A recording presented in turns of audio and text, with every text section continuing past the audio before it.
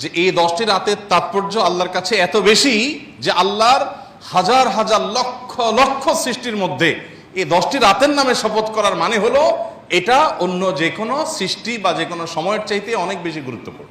জিলহজের এই 10টা দিনের ইবাদত করলে আল্লাহ তাআলার কাছে এটা যত প্রিয় হয়, অন্য কোনো সময় ইবাদতে আল্লাহ তাআলার কাছে এত প্রিয় না। যে এই দশকের ইবাদত আমরা সাবকন্টিনেন্টের মানুষ আমরা জানি না। এই দশক শুরু হলে এই দশকের 10টা স্পেশাল আমল আছে যে এই দশকের ইবাদত আমরা সাবকন্টিনেন্টের মানুষ আমরা জানি না। আমাদের মানুষকে জানাতে হবে, জানাবার জন্য কিছু কাজ করতে হবে।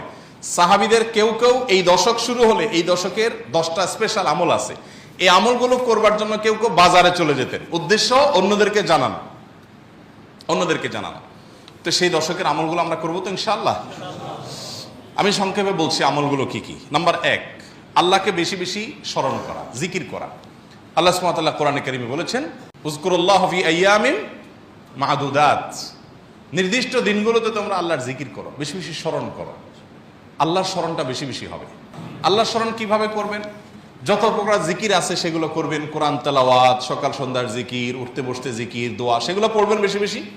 আর স্পেশালি বিশেষভাবে একাকী বসে চিন্তা করবেন, আল্লাহ তাআলা আমাকে সৃষ্টি করেছেন, কত মানুষ আছে যা আমার মতো নেয়ামত পান নাই। আল্লাহর স্মরণের অংশ হিসাবে এগুলো, যে আল্লাহর কুদরত নিয়ে চিন্তা করা। আর সব বাদ দেন, আল্লাহ আমাকে হাত পা সুস্থ রেখেছেন, কত মানুষ অসুস্থ, কত মানুষ অসুস্থ, কত মানুষ বিভিন্নভাবে আক্রান্ত। অতএব এই দশকে যে আল্লাহর জিকির করবেন, এই জিকিরের অংশ হিসাবে আল্লাহর এই নিয়ামতগুলো চিন্তা করবেন, মুখে জিকির করবেন। এক। দ্বিতীয় আমল হলো সাধারণ নেক আমলগুলো বেশি বেশি করবেন।